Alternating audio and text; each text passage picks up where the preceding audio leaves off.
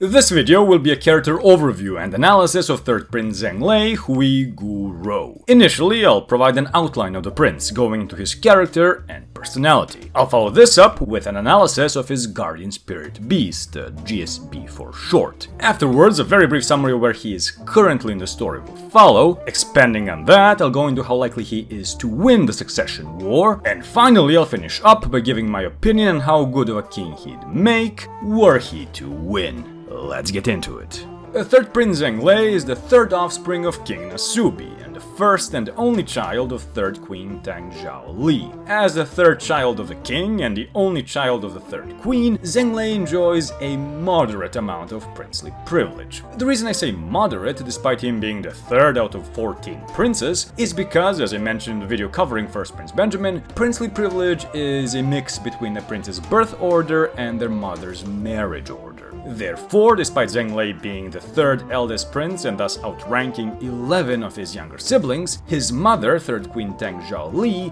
is outranked by both 1st Queen Unma, who has 2 sons, namely 1st Prince Benjamin and 4th Prince Terra Sandwich, and 2nd Queen Duazol, who has the record amount of 4 children: 2nd Prince Camilla, 5th Prince Tubepa, 7th Prince Luzurus, if that's not foreshadowing, and 9th Prince Halkenberg. This is very important because the queens aren't just figureheads, but actually wield a substantial amount of power and influence that further increases the higher they rank in the, while unofficial, nonetheless very real, queenly hierarchy. This includes, but isn't limited to, higher ranked queens being able to initiate communication with the lower ranked ones, but not vice versa, and the fact that higher ranked queens can essentially keep tabs on the lower ranked princes by assigning them guards primarily loyal to them and not the prince they're supposedly protecting. This makes the higher ranked queens into treasure troves of information, with each of them serving as the linchpin of their own personal information network. They're each kinda like Varys from Game of Thrones in more ways than one. As the 3rd of 8 queens, Tang Zhao-Li does have a decent amount of influence and a solid information network, being capable of keeping tabs on many of the princes. However, she is unable to do so for the aforementioned princes 1, 2, 4, 5, 7, and 9, most of whom are, thanks to their age, power, and influence, realistic contenders for the throne along with Zhang Lei himself. This means that, as far as intel gathering on the other princes is concerned, Zhang Lei is at the biggest disadvantage among his rival siblings. What he does have at his disposal, however, is the richest and most numerous mafia crime family in the Kakin Empire, the Shu Wu family. The Shu Wu is led by Onyor Longbao, who is an illegitimate half-brother of King Nasubi. As mentioned in Camilla's video, there's effectively 3.5 castes making up Kakin's social strata. The royals, the regular people, the have-nots, and the 0.5 layer are the legitimate offspring of Kakin's kings. Their privileges and stipulations are a mix between the royals and the have-nots. While they are barred from holding public office or being public figures, being branded with 2 prominent parallel scars which run across their faces, they nonetheless not only have enough resources and influence to form powerful underground crime syndicates, but are also respected and influential enough to be allotted room and board in the VIP area of Tier 1 of the Black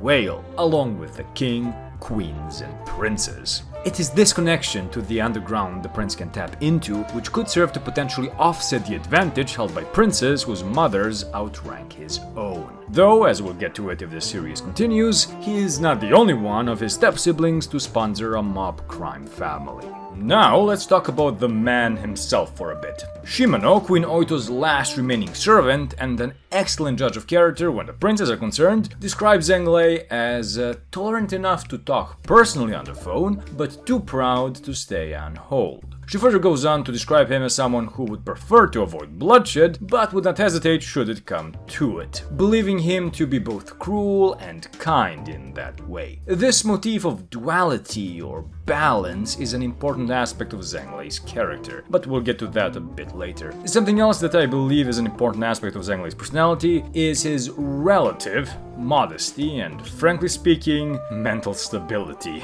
Let's focus on his mental lucidity first. I think that the best way to emphasize his mental balance would be to focus on how absolutely unhinged his immediate siblings are. First Prince Benjamin is violence incarnate, with his urge to immediately slaughter anyone who would oppose him, just barely held in check by a mix of his own willpower and his confidant, Captain Might. Second Prince Camilla is a violent narcissist whose impulsive outbursts are not impossible to restrain or even mitigate, with neither her most devoted soldiers nor her own mother being capable of bringing her back to her senses once she gets going. Fourth Prince Terror Sandwich, I think the nickname speaks volumes by itself, but for the sake of clarity, he's a sadistic psychopath who sees people as either useful or useless trash. He is quite the edgy boy, as you can see. It is only when we get to 5th Prince Tubeppa that we get to someone who appears to be a genuinely decent, if not even an admirable, moral actor, despite being a bit overly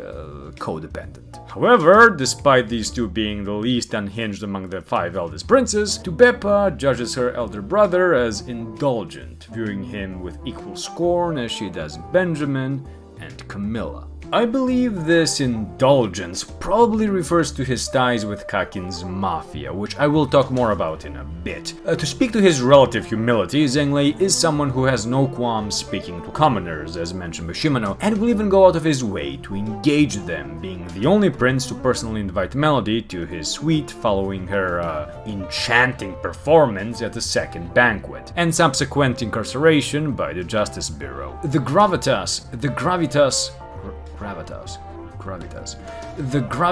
of a prince as highly ranked as Zhang Lei reserving a visitation slot to come in person cannot be overstated. Furthermore, when he visits his half-uncle and boss of the Shu family Onyor in the hopes of learning more about Nen, he remains standing throughout their discussion, all the while Onyor remains seated.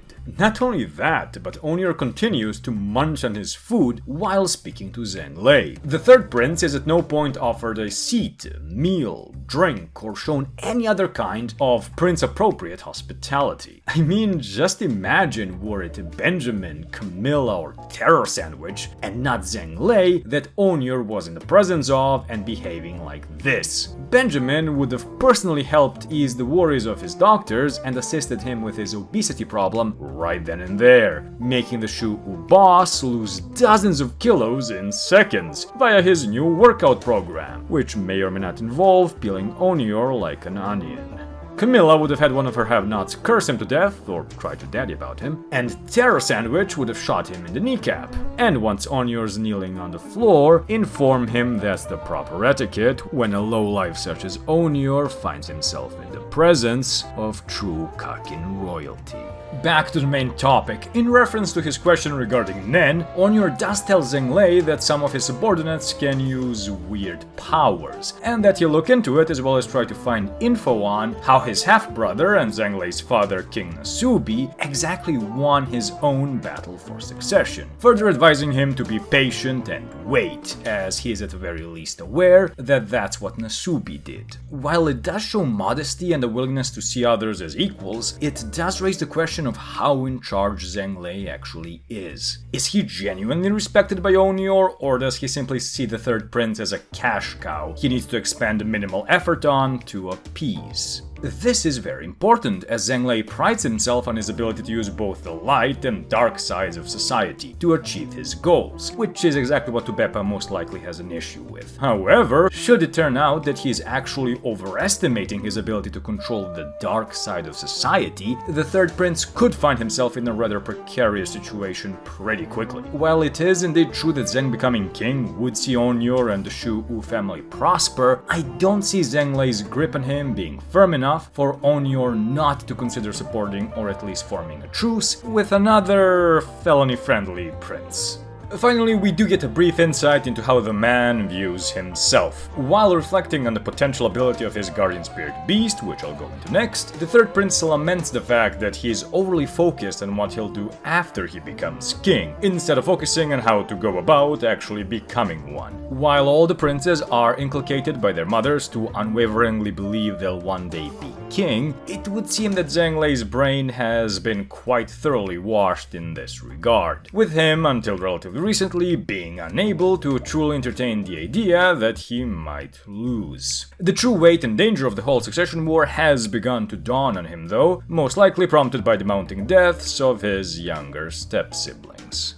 Now let's talk about Zhang Lei's guardian spirit beast. Zhang Lei's GSB takes the form very much reminiscent of a Dharma chakra or wheel of Dharma. While it seems to be mostly used in the context of Buddhism, based on my superficial research at least, the wheel of Dharma is also a prominent symbol in both Hinduism and Jainism. In Buddhism specifically, the Dharma chakra can symbolize different things depending on, among other things, how many spokes the wheel has, with the 8-spoke variant symbolizing the Noble Eightfold Path of the Buddha. The Eightfold Path refers to the 8 core teachings of the Buddha, which one must follow and master in order to escape samsara, the cycle of life, death, and rebirth, and thereby reach nirvana, or enlightenment. Zhang Lei aesthetically even looks a bit like a monk, so on the surface, this seems to check out. However, on a closer look, it becomes abundantly clear that Zhang Lei wouldn't cut it as a Buddhist or any other kind of monk for that matter. While he seems like a well-meaning and soft-spoken man who carries himself with dignity and relative humility, he is nonetheless a direct benefactor to the largest crime family in Kakin. And if you need more concrete reasoning, the 4th path, the path of right conduct or action, prohibits injuring, killing, or in general having material desires, while the 5th path, the path of right livelihood, prohibits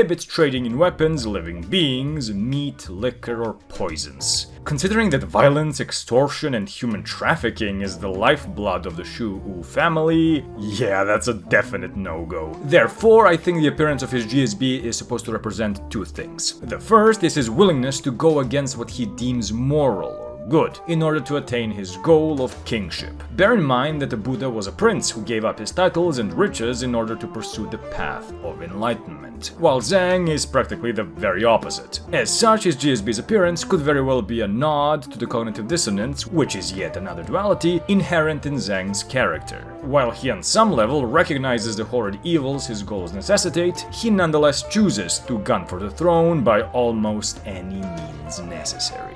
While no ruler can reach true enlightenment, as they are by definition unable to let go of their power and status, lest they no longer be rulers, by doing his best to abide by as many principles of the Eightfold Path as realistically possible, Zhang can become a wise and balanced ruler, fully capable of embracing and controlling both the light and dark sides of his kingdom. The second thing the Wheel of Dharma could represent is the Third Prince's kingly will, or authority, since while incredibly difficult to adequately translate, one of the most common translations of Dharma in Dharma Chakra or the Wheel of Dharma is the Wheel of Law. As such, the GSB's appearance would be Zhang Lei's desire for kingship and authority that would bring, made manifest in the form of a blazing Wheel of Law. While the blazing sun may seem to go against Zhang Lei's motif of balancing light with dark, it's important to remember that light is always followed by shadow. The radiant star that is the king of Kakin must be aware of the long shadow he casts, and must not allow it to become a blind spot. The black flames are also a nice touch, in my opinion, further bolstering this take on his GSB. Though I must admit that a sun and moon design would have perhaps worked just a bit better.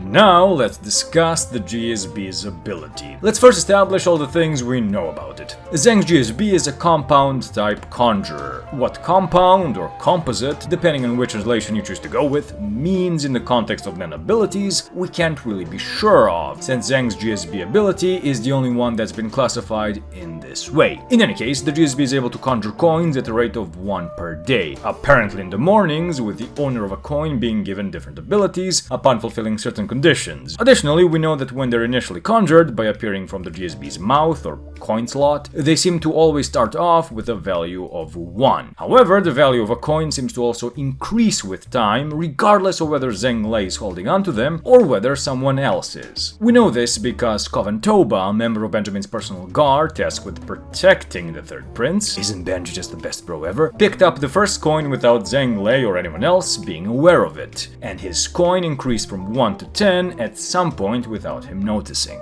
To go with this, the coin Zhang gifted to his bodyguard Temptory for successfully awakening Nen through Kurapika's classes already had a value of 10, which means that its value increased while it was in the prince's possession. This means that the value increases regardless of whether anyone possesses them or that Zhang Lei can count as a possessor, at least for the purposes of increasing the value of a coin. As such, we can deduce that the coins increase in initial value from 1 to 10 after 8 or possibly even fewer days passed. This because A. No one had noticed or brought up the coins to the third prince before, so we can safely assume that the first conjured coin was picked up by Koventoba on the first day of the voyage, with Zhang and his staff only noticing the second coin on the second day. B. We know that on the 10th day of the voyage, at least 2 of the coins had a value of 10. As mentioned, a 10 value coin was given to Temptory as a reward, with Koventoba only then noticing that his own coin had increased in value. Since Koventoba's coin was the first to be conjured, we can assume that the coin given to Temptory was the second. Therefore, since at least 2 coins had a value of 10 by the 10th day, we can deduce that it takes a maximum of 8 full days for the coins to increase in initial value. In other words, the increase probably occurs on the 9th day after conjuration. Most likely at the same time, a new coin appears. This would mean that on the 10th day of the voyage, Zhang Lei most likely has 10 coins, one of which he doesn't know about since Koventoba took it, with at least 2 of them having increased in value from 1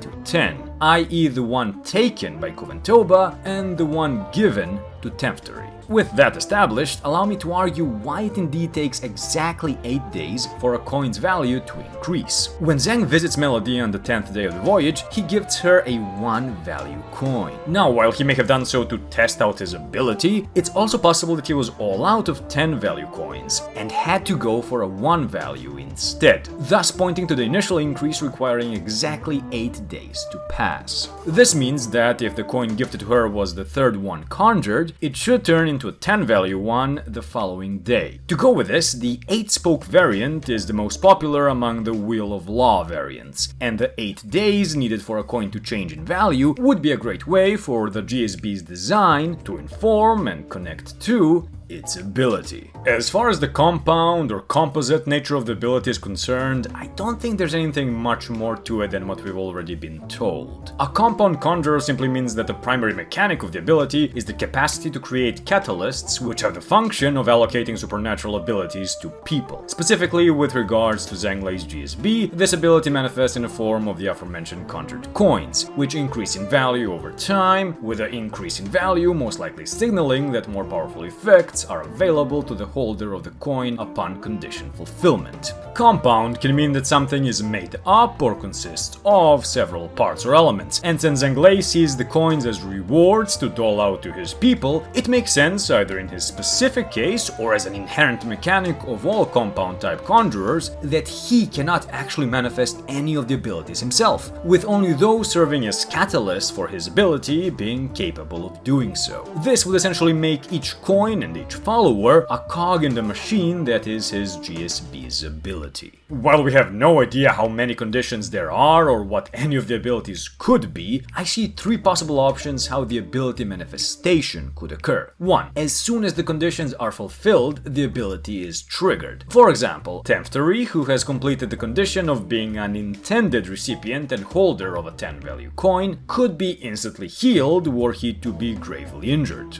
2. Perhaps he would be given a choice to spend the coin or not, with a miniature version of the prince's GSB appearing before him. In this way, he'd have the choice of whether to deposit the coin and gain certain benefits. These benefits would most likely be explained, but potentially not, or to save the coin for future use. Or 3. Upon fulfilling whatever conditions are needed for a particular ability, the final condition would always be, as Koventoba first suspected, for the holder to insert the coin back into the GSB's mouth. This would be quite a heavy stipulation, as it would require of the holders to backtrack to the prince even if they fulfilled certain conditions while on the field and facing immediate danger, such as in Temptory's hypothetical situation. While a hefty condition, it would of course also greatly increase the power of the abilities one could get. It would also need to at least partially awaken the possessor to Nen in order to allow them to actually see the GSB, but that's a minimal hurdle as we've seen. Now, something that I believe deserves a quick mention is, what happens if a holder of a coin is not the intended recipient, such as in the case of Koventoba? Well, we know that the princes possess a powerful intuition as to what the abilities of their GSBs entail. While this doesn't mean they'll always be on point, most should be able to intuit the core of their abilities. Keeping this in mind, Zhang Lei views the coins as medals to be gifted to those he deems worthy. What happens then when someone who's stolen one clears the conditions to receive a particular ability? There are 2 possible options in my opinion. A. They can never actually fulfill the conditions, since the baseline condition is that the coins were attained as a gift or reward from the third prince. Or B. Upon attempting to cash them in, they instead incur a penalty for theft, with the penalty being steeper the higher the value of the coin being cashed in. One does not simply steal from a prince and expect to get away with it. Plus, it makes little sense for someone as familiar to politicking and employing the darker parts of Kakin society to manifest an ability that would make it easier for his opponents to topple him. Finally, I promise we're almost done, let's relatively quickly explore the cashing in aspect of the ability. What happens to the coins once they are used? As always, there are a few options. 1. Upon being cashed in, the coin bestows upon its possessor the ability they qualified for and then disappears, i.e. there's no additional ability mechanic. 2. Upon being cashed in, the coins go back into circulation, so to say. This would require for there to be an additional mechanic to the GSB's ability, wherein it may have a cap to the total value of coins it could produce in total. This value cap could then manifest in two ways, because of course it could. It either A. wouldn't be affected by the 8-day value increase of a coin going from 1 to 10, or B. it would, with the GSB's total allotted value decreasing by an additional 9 points the moment a coin increases in value from 1 to 10. I know this is confusing, so to clarify, let's say Zhang Lei has a value cap of 100. Each day he creates a coin, this value is decreased by 1, since they seem to always first appear as 1 value coins. What I'm debating here is whether this total capacity decreases by an additional 9 points when a coin transforms from being a 1 value coin to being a 10 value coin. If this is the case, which I don't believe it is, this point value cap would even limit how many coins can increase in value over time, from 1 to 10, since at some point there wouldn't be enough value points left for a coin to transform. The reason I don't think this option is likely and why I instead believe that Zhang's GSB either 1. has no cap to the amount of coins it can produce over time, or B. the cap can increase by people cashing in the coins that have increased in value over time, is because Zhang Lei had a very strong intuition that A. his ability could potentially affect every single citizen given enough time, and B. that it's not overly useful for the succession battle itself, but that it would make him into an ironclad ruler were he to become king. Firstly, to at least partially fulfill Zhang's intuition about the ability potentially affecting, well, not perhaps all, at least a significant amount of his followers, means that there either cannot be a cap to the number of coins the GSB produces, or that the cap can increase. Secondly, to be true to the intuition that it would make him into an ironclad ruler following the succession war, it would again make sense for there to either be no cap or for the cap to be increasable, since having thousands upon thousands of loyal followers whom gain supernatural boons from you is a pretty good way for a king to instill long-term loyalty and devotion, if not even reverence. The reason it's not amazingly useful now is because it takes time to really kick into high gear, with the production of the coins being rather sluggish at only 1 per day, every coin needing 8 days to increase in initial value, and the fact that the conditions a possessor of a coin must clear in order to attain a particular ability seem to be completely unknown to both Zhang Lei and the possessor. The coin's next value spike could potentially be absolutely huge if the growth is exponential, with the value increasing from 10 to 100, but there's also the risk that the next king would already be seated on the throne by then. Let's finally move on from speculating about his GSB. The third prince is currently in a decent enough position when compared to a lot of the other princes. He is, first and foremost, still alive, and no one is currently explicitly gunning for him as far as we know. While he didn't know about Nen prior to the voyage, he's in a great spot to learn as much as possible as quickly as possible. He's built up good relations with Kurapika, even being considerate enough to loan Kurapika 2 spies, I mean bodyguards from his own personnel. As mentioned, his bodyguard Temptary has attended Kurapika's classes and successfully awakened Nen. While they are complete noobs lacking even a Hatsu, Baby Mania, another of Benjamin's personal guard, said that the amount of aura possessed by the learners attending Kurapika's classes upon awakening Nen was enough for them to be taken as serious threats and not just as flies to be swatted away. To go with this, the Shu U underboss and best guy Heinrich is a proficient Nen user with an insanely versatile Hatsu, and would certainly be able to give sound and practical advice to Zhang on how to best approach the issue of battling other Nen users. I can definitely see Zhang Lei being a potential way Heinrich and some of the Phantom Troop members gain access to Tier 2 of the Black Whale, alongside some other potential stragglers. The last thing he's done is personally visit Melody, who's currently being held in custody by the Justice Bureau, under suspicion that she was working with one of the genuinely most tragic people in the whole of Hunter x Hunter, and that's saying a lot, Kini, for conspiring to forcefully get the 10th and 11th princes off the boat. Zhang had two requests: to hear her play again, and for her to accept a 1-value coin, telling her it was something he made himself. As an experienced Nen user, it should be obvious to Melody that the coin is imbued with Nen. This, plus his wording, should immediately make her suspect that it was made by the prince's GSB, since especially up close she should be able to confirm that he's not awakened to Nen himself. She'd be able to conjecture that the GSB is either a conjurer or at least conjuration adjacent, which would also mean that Kropika would find out about it as well. For example, they'd be able to glean that the GSB isn't a direct attack type, among many other things, I'm sure. Depending on what occurs in the future, she may end up in a situation where she has no choice but to risk using the coin one way or another, potentially indebting herself to the third prince. While he has begun to take action and be more proactive, he is still lagging behind the first, second, and fourth princes. The only thing he's definitely got going for him is that everyone is rightly focused on Benjamin, Camilla, Halkenberg, and Wobble, or more accurately, Kropika. While it can be said that he's wisely using the current chaos to make his move and catch up to his more prepared siblings as much as possible, it is only a matter of time before the others catch wind that the third Prince of Kakin has begun to make his move. With that said, how likely is he to actually win the succession war from an entirely in-world perspective? While he's still miles behind his eldest siblings, both of whom have a dedicated guard of Nen users who'd be able to decimate his men in mere moments were it to come to it, he has been careful to forge alliances, namely with Kurapika, while being careful not to make too many enemies. He's at least somewhat sympathetic to the plight of the younger princes, and doesn't view it as beneath him to ally with them so as to prolong a stalemate.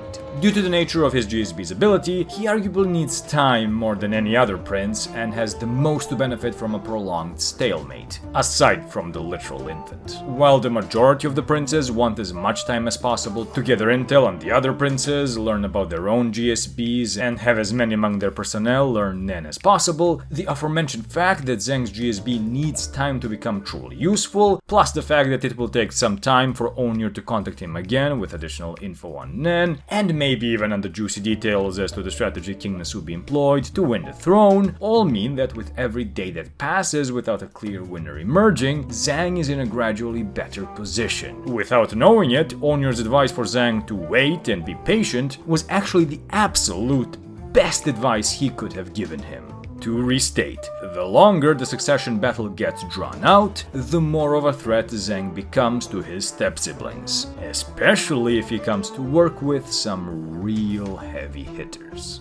Finally, how good of a king would third Prince Zhang Lei make were he to win the battle for succession? While it's not overly difficult since his siblings range from cruel tyrants, unhinged lunatics, and sadistic psychopaths, to actual children and even infants, I do think Zhang would be among the better rulers. Overall, Zhang can be described as a conscientious pragmatist with a most ends justify most means mentality. While he'd rather not go there unless he deems it necessary, he views his apparent control of Kakin's biggest mafia family as an admirable quality of a ruler. He most likely views them as a tool, or perhaps the better analogy would be a weapon to be employed by him when he deems it necessary. I can easily see him using the Shu U family to his great benefit even after becoming king, especially after learning some of its members know Nen. He'd employ their services whenever something needed to be done off the record, e.g. anything from bribery and blackmail to torture and assassination, and would most likely have them train his most trusted guards to master Nen as well. All in all, the Shu U crime family would absolutely prosper under his rulership.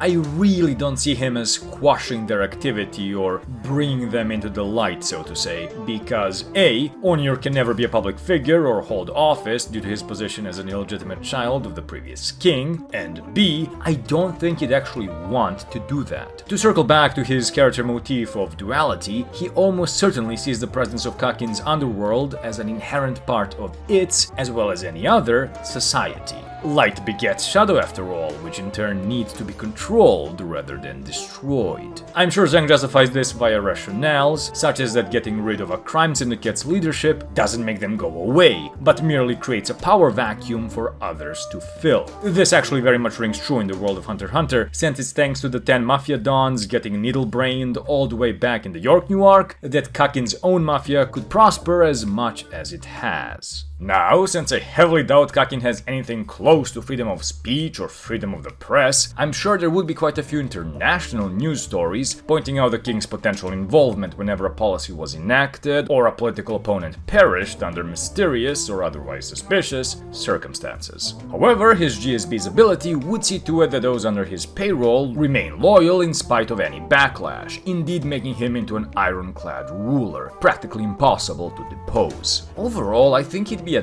decent, if not perhaps overly conservative leader that would indulge himself in and be entirely satisfied with simply being the king. While he did say he's overly focused on what he'll do after becoming king, he hasn't really articulated any concrete dreams or ideals, such as 6th Prince Tyson or 9th Prince Halkenberg. As a pragmatist, he may very well have a multi-step plan for achieving various political and economic goals, but I don't really see him as someone who'd make sweeping changes or completely uproot the system currently in place, but merely superficially reform it so as to better reflect his own image.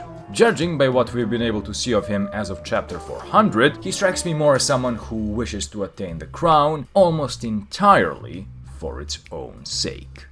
And that's 3rd Prince Zhang Lei done. I already whined about this in a community post, but I think this is the video that got away from me the most. While we know very little about Zhang himself as well as his GSB, we do know just enough to allow room for wanton speculation, and with my chronic need to over-explain and offer alternatives to almost every damn point, you end up with a 30-minute video on Zhang frickin' Lei. I can't wait to be wrong about literally every point I made. Now, as far as the future of the series is concerned, while I won't promise anything since the views and engagement aren't really there, I'll try to at least cover Princes 4, 5, and 9, or any combination thereof. Again, no promises. The next video will be another installment in the weird world building series, so look forward to that. As always, thank you very much for watching. Feedback is always appreciated. If you'd like to go the extra mile in supporting the channel, do consider becoming a channel member, and I'll see you in the next one.